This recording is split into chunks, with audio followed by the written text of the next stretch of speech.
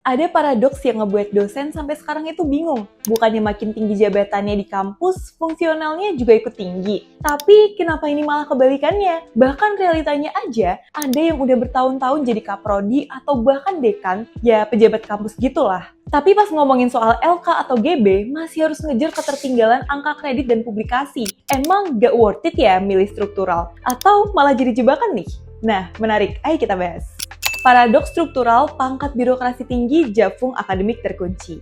Oke, kita mulai dari masalah intinya, yaitu di paradoks. Jabatan struktural emang bisa jadi jenjang karir yang penting di perguruan tinggi. Tapi ada satu paradoks yang nggak rekan dosen sadarin. Apa sih itu?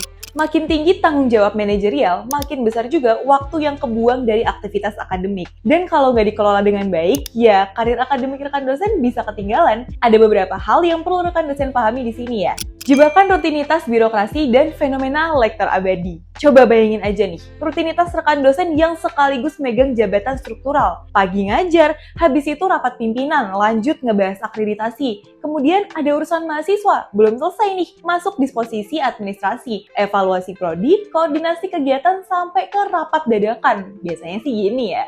Dan pas semua kerjaan birokrasi selesai, baru kesisa waktu buat penelitian atau riset. Itu pun kalau masih punya energi. Terus akibatnya apa? Udah pasti aktivitas yang sebenarnya jadi mesin utama kayak ngebaca literatur, nyusun proposal penelitian, ngelola data, nulis artikel atau publikasi, bimbingan mahasiswa sering jadi kerjaan yang ujung-ujungnya nanti aja deh. Padahal masalahnya nanti itu bisa beranggapan tidak pasti.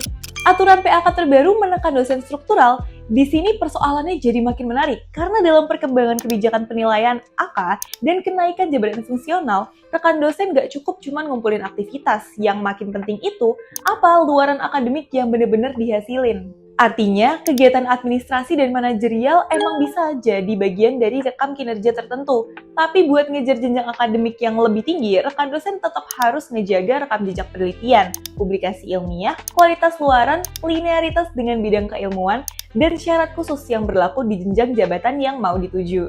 Masalahnya bukan kan saya udah jadi pejabat kampus, berarti AK saya otomatis aman. Nggak sesederhana itu ya, karena jabatan struktural dan jabatan fungsional itu dua jalur yang berbeda. Jangan sampai karir birokrasi naik, tapi akademiknya malah stuck.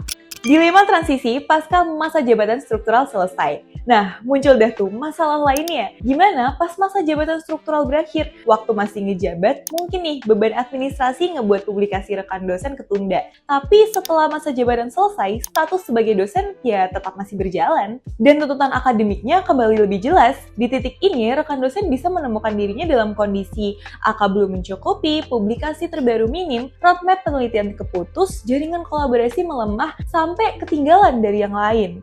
Bukan di strukturalnya yang bermasalah, tapi pas selama menjabat, karir akademik ditinggalin. Terus, apa yang harus dilakuin? Apalagi kalau udah kecemplung di dalam struktural. Strategi dosen struktural, pembaharuan aturan PAK. Kalau udah gitu, dosen harus milih nih, jadi pejabat kampus atau ngejar dengan jalur normal tanpa struktural. Ya nggak juga ya rekan dosen. Di sini kita nggak bermaksud mau menghasut rekan dosen buat nggak memilih struktural atau fungsional. Kita kasih beberapa pandangan biar rekan dosen bisa makin yakin sama pilihannya dan nggak menyalahkan keputusan yang udah dibuat nantinya. Kuncinya itu ada di gimana ngebuat kerjaan struktural dan aktivitas akademik nggak berjalan sebagai dua dunia yang kepisah. Jadi kita udah siapin beberapa strategi yang bisa rekan dosen apply dan ini based on sharing ya. Kalau ada yang kurang pas bisa langsung tulis aja di kolom komentar. Taktik team-based research dan integrasi tugas manajemen ke riset. Dosen struktural nggak harus nulis semuanya sendiri ya, itu juga berlaku di semua dosen yang non-struktural. Dan justru ini bisa ngebangun team-based research. Misalnya gini, rekan dosen struktural bisa jadi konseptor atau pengarah penelitian. Terus kerjasama dengan dosen muda, mahasiswa, peneliti internal, atau bisa juga kolaborator dari PT lain. Dengan kayak gitu, aktivitas akademik tetap jalan walaupun waktu buat turun langsung ke lapangan terbatas. Lebih menarik lagi, kerjaan manajemen kampus bisa jadi sumber masalah penelitian. Misalnya, kampus lagi nerapin sistem digitalisasi layanan mahasiswa, kebijakan pembelajaran basis AI, inovasi tata kelola, program peningkatan kualitas lulusan, hingga transformasi sistem akademik. Pokoknya jangan sampai berhenti di laporan internal aja. Pertanyaannya bisa dinaikin, jadi apa dampak dari kebijakan ini? Terus dikembangin lagi jadi penelitian atau action research. Selagi desain metodologi, luaran, dan etikanya emang sesuai dengan standar penelitian.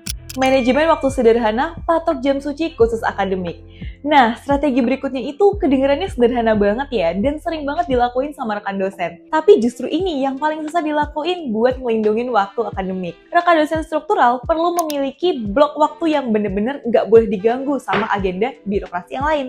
Misalnya gini, 2-4 jam dalam 1 atau 2 hari tertentu setiap minggu. Nggak ada rapat, nggak ada agenda administratif, nggak ada kerjaan operasional. Waktunya dikhususin buat ngebaca paper, nyusun proposal, nulis artikel, review manuskrip, analisis data, dan co-authoring dengan tim peneliti. Nggak harus langsung ngehasilin 1 artikel dalam 1 minggu, yang penting rekam jejak akademiknya nggak pernah benar-benar berhenti gitu aja. Gampang nggak rekan dosen? Gampang kalau cuma ngomong ini. Karena dalam karir akademik sendiri, masalah terbesarnya itu bukan dikurang mampu, tapi gara-gara kelamaan berhenti. Setuju nggak rekan dosen?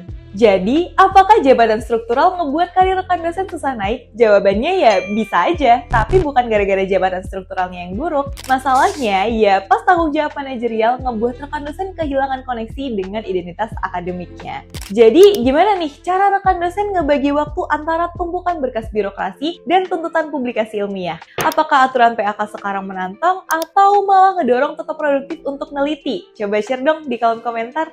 Kalau video ini bermanfaat, jangan lupa klik subscribe dan share ke rekan dosen lainnya. Like dan komen juga topik apa lagi yang perlu kita kulik seputar karir dan akademik dosen. Sampai jumpa di video selanjutnya.